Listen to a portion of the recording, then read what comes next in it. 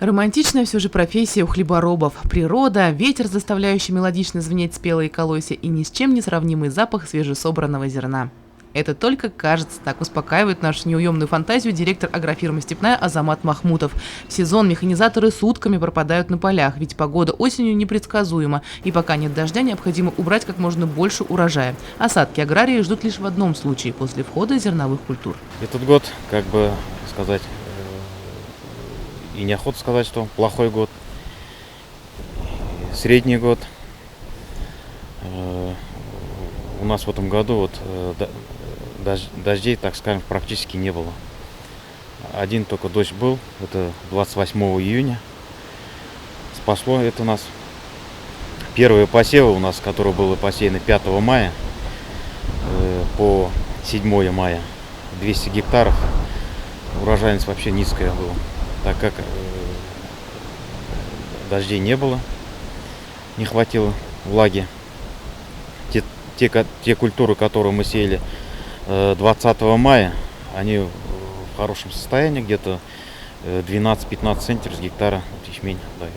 Уборочная страда у работников агрофирмы «Степная» началась 20 августа. Там перво-наперво убирают ячмень. Он засеян на площади в 785 гектаров. Затем примутся за пшеницу. Ее нужно собрать с площади в 535 гектаров. Поле однолетней травы уже убрали. В общей сложности аграриям предстоит обработать порядка 1500 гектаров посевных площадей. На сегодняшний день уже собрано 680 тонн ячменя. Это в 2 раза больше, чем в прошлом году. Ячмень сейчас мы вывозим первым делом на склады. Там идет первая очистка, обработка ее. Очищаем и первым делом закладываем на семена на будущий год. На будущий год у нас уже есть планы, сколько гектаров, что будем сеять.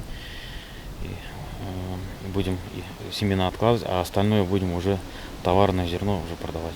Значительно облегчил труд механизаторов новый зерноуборочный комбайн стоимостью 7 миллионов рублей. Его приобрели в прошлом году. Производительность высокая, да и условия работы в нем значительно лучше. Имеются кондиционер и музыка. Удобный в управлении, признается механизатор Нурфаис Исинаманов. Все для людей. Новый. Меньше ремонта, больше работы. В этом году у агрофирмы очередное пополнение техники – пресс-подборщик, который обошелся в 450 тысяч рублей. Он собирает сено и солому в рулонные тюки. В общем, в уборочной компании задействовано 6 единиц техники и порядка 20 рабочих. Пока урожай этого года считается неплохим. Завершить сбор зерновых планируется к 8 сентября.